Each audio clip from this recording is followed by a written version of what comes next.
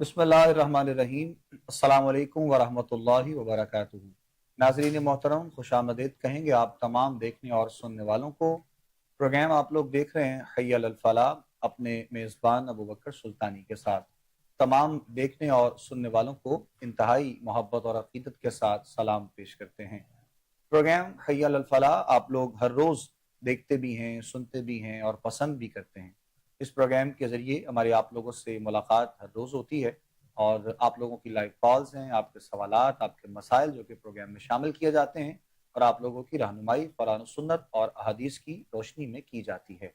हर रोज़ की तरह इंशाअल्लाह आज भी हस्ब रिवायत हम अपने प्रोग्राम को मज़ीद आगे लेकर चलेंगे और इसी अंदाज में अपने मेहमानों से, अपने उलमा से जो हमारे साथ हुआ करते हैं, जो प्रोग्राम का हिस्सा होते हैं, उनसे हम ये जानने की कोशिश करते हैं हर रोज़ इंशाअल्लाह। और आज भी इसी तरह हमारे साथ जो शख्सियत मौजूद हैं, आप यकीनन इनको देखते भी हैं, सुनते भी हैं और पसंद भी करते हैं। हमारे आज के प्रोग्राम में एक मरतबा फिर आप तशरीफ़ लाए हैं हज़रत अल्लामा मौलाना अब्दुल्ला साकिब कादरी साहब। हम आपको खुशामदीद कहेंगे। अस्सलाम वालेकुम व रहमतुल्लाहि व बरकातहू। वालेकुम अस्सलाम रहमतुल्लाहि व बरकातहू। बहुत शुक्रिया रहमत जी, साहब आपका आपका एक शुक्रिया। मरतबा फिर। जज़ाकल्लाह खैर।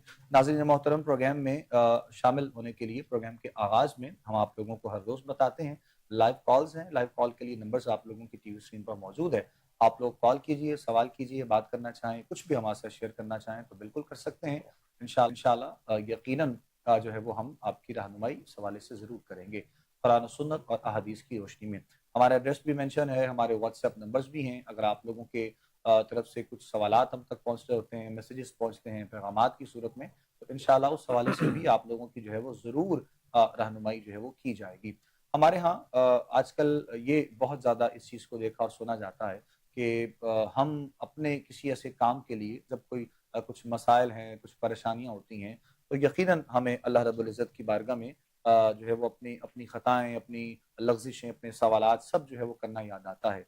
लेकिन जब हमें खुशी का आलम होता है, जब ऐसे मामलात हमारी ज़िंदगी में होते हैं, तो तब हम ये भूल जाते हैं कि हमें रब की बारगाह में सजदा करना है, अपने गुनाहों की माफ़ी तलब करनी है, अपने रब की बारगाह में सवाल करना है। तो ये एक इंसान की जो फ़ितरत है, ये फ़ितरत किस तरह बदल सकती है या फिर ये ऐसी ही रहेगी? इंसान को इसके अंदर मज़ीद क्या अपनी ज़ात के लिए करना पड़ेगा कि वो अपने रब के बहुत करीब हो जाए, अल्लाह के बंदों से मोहब्बत करे, वो तमाम चीज़ें उसमें शामिल हो जाएँ, उसकी ज़ात में, उसकी शख्सियत में, जिसके लिए हमें अल्लाह और उसके रसूल का हुक्म मिलता है। तो इस पर इंशाअल्लाह हम आज के प्रोग्राम में बात करेंगे कि हमें किसी एक लम्हे के लिए, किसी एक वक़्त के लिए अपने रब की बारगाह में नहीं झुकना है या अपने रब की बारगाह में इस अंदाज़ से नहीं झुकना है कि जब कोई मसला आ जाए, कोई परेशानी आ जाए, कोई टेंशन आ जाए, तो हम दौड़ते हैं, हम भागते हैं उसकी जानिब और हमें यकीनन चूँकि वो करीम है, मेहरबान है, इन्नल्लाह अला कुल्लि शैइन क़दीर है और वो 70 माओं से बढ़कर अपने बंदों से मोहब्बत करता है। तो वो तो जिस लम्हे भी जाएँ, जिस वक़्त भी जाएँ, करम नवाज़ी की बारिशें अता करता है। लेकिन जो लग़ज़िशें, जो मामलात इंसान की ज़िंदगी में होते हैं, उसको भूलते हुए इंसान अपनी ज़िंदगी में किस तरह कामयाब हो सकता है, वो कामयाबी की जो सीढ़ी है, उसका जो पहला कदम है,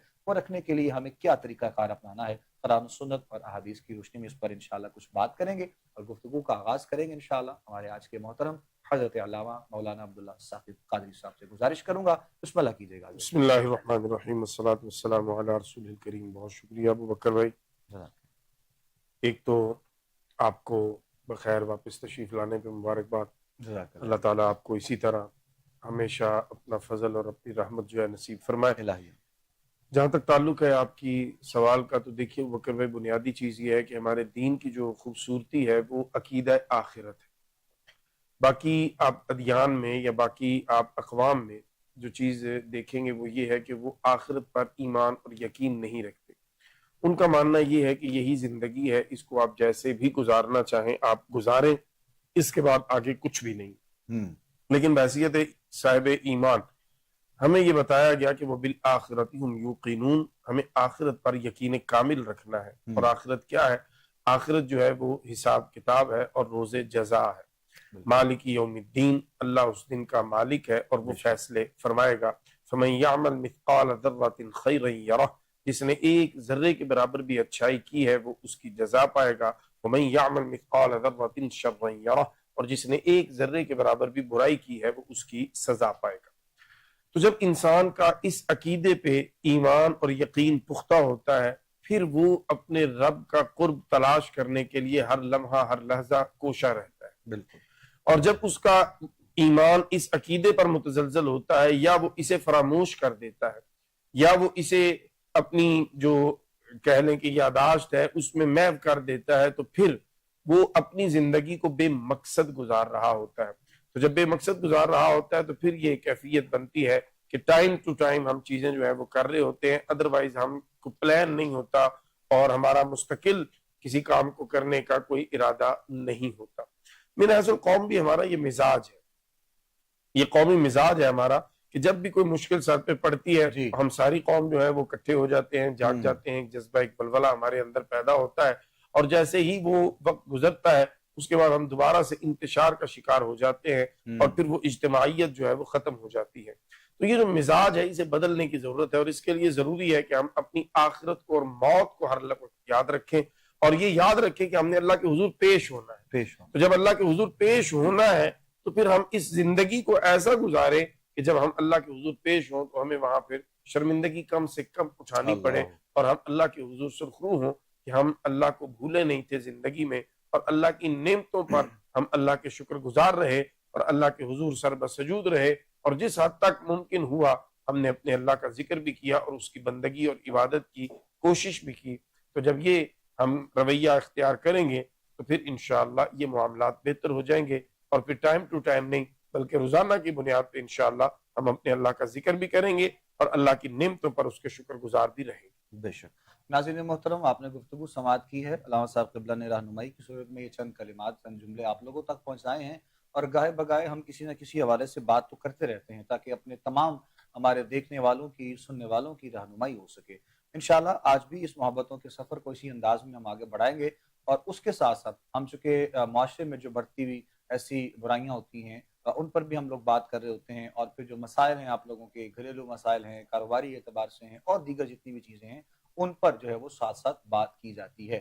تو یہ انشاءاللہ جو ہے وہ تمام چیزیں بھی اس پر ساتھ ساتھ جو ہے رہنمائی کی جائے گی اور کچھ واٹس ایپ پہ بھی سوالات ہم تک پہنچ رہے ہوتے ہیں تو اس پر بھی انشاءاللہ جو ہے وہ ہم لوگ ساتھ میں رہنمائی حاصل کریں گے. ایک ہمارے بھائی ہیں, انہوں نے سوال کر رکھا ہے اور کافی دنوں سے ان کا سوال تھا لیکن موقع بس نہیں مل سکا کہ ہم پروگرام میں شامل کر سکیں, تو اس کو بھی شامل کریں گے انشاءاللہ. یہ جو مختلف جو ہے وہ انداز میں جگہ جگہ پر اللہ اور اس کے رسول کو بالکل بھلاتے ہوئے ایسے جو لوگ ہیں جو ایسے خرافات میں ہمیں نظر آتے ہیں آج کل کے معاشرے میں اور لوگوں کی دنیا کو خراب کرنے کے لیے, جسے ہم لوگ اپنے انداز میں جو ہے وہ یہ کالا جادو وغیرہ اور دیگر یہ تمام چیزیں جس کا نام لیا جاتا ہے. تو ان کا ایک سوال بڑا اہم ہے. وہ کہتے ہیں کہ اگر کوئی ایسا شخص ہے یعنی جو درمیانی جو ہے وہ راستہ اور کردار ادا کر رہا ہے, یعنی اس کا مکمل کوئی کردار ایسا نہیں ہے لیکن وہ بس پیغام رساں ہے, یہاں کی وہاں اور وہاں کی یہاں لے کر جاتا ہے, تو ان کا کہنا ہے کہ وہ کتنا اس میں جو ہے وہ اس کا گناہ کا جو ہے وہ حقدار ہو سکتا ہے. اس پر تھوڑی سی رہنمائی ضرور فرمائیں. دیکھیے بکر بھائی, جہاں تک تعلق ہے قرآن مجید کا بڑا واضح حکم ہے وَتَعَاوَنُوا عَلَى الْبِرِّ وَالتَّقْوَى وَلَا تَعَاوَنُوا عَلَى الْإِثْمِ وَالْعُدْوَانِ, کہ نیکی اور تقوی کے کاموں میں ہمیں ایک دوسرے کی مدد کرنے کا حکم ہے اور برائی اور گناہ کے کاموں میں ایک دوسرے کی مدد نہ کرنے کا حکم ہے. اسی طرح رسول اکرم صلی اللہ تعالی علیہ وسلم کی احادیث مبارکہ سے اگر ہم نور لیں تو آپ صلی اللہ تعالی علیہ وسلم نے جب شراب کی حرمت نازل ہوئی تو اس میں فرمایا کہ شراب بنانے والا, شراب لانے والا, شراب کو مارکیٹ تک پہنچانے والا, شراب بیچنے والا, شراب اٹھا کے رکھنے والا, یہ سارے کے سارے اس گناہ میں شامل ہیں اور ان کو عذاب اور جو سزا ہے وہ ملے گی. بالکل. سو یہ کالا جادو جو ہے یہ انتہائی ناپسندیدہ عمل ہے اللہ رسول کی بارگاہ میں, اور جو بندہ یہ عمل کرتا ہے وہ ایمان سے خالی ہو جاتا ہے, وہ مومن نہیں رہتا, صاحب ایمان نہیں رہتا. تو آپ اندازہ لگائیں جو اتنا سخت ناپسند ہے اللہ کو گناہ کہ جب آپ اس میں شامل ہوں تو آپ کا سینہ ایمان کے نور سے خالی ہو جاتا ہے. تو اس برائی میں جو بھی شامل ہوتا ہے یقیناً وہ اللہ کی طرف سے عذاب کا اور سزا کا مستحق ٹھہرتا ہے. یہ اپنے دل کو تسلی دینے والی بات ہے کہ میرا کردار کوئی نہیں ہے, تو کردار اگر نہ ہو تو پھر آپ وہاں کر کے آ رہے ہیں. بالکل, یہ دل کو تسلی مت دیں جھوٹی, جب آپ انوالو ہو گئے کسی بھی درجے میں تو آپ سزا کے مستحق ہیں. دنیا اور آخرت میں اللہ کا عذاب اور سزا آپ کے لیے لازم ہے.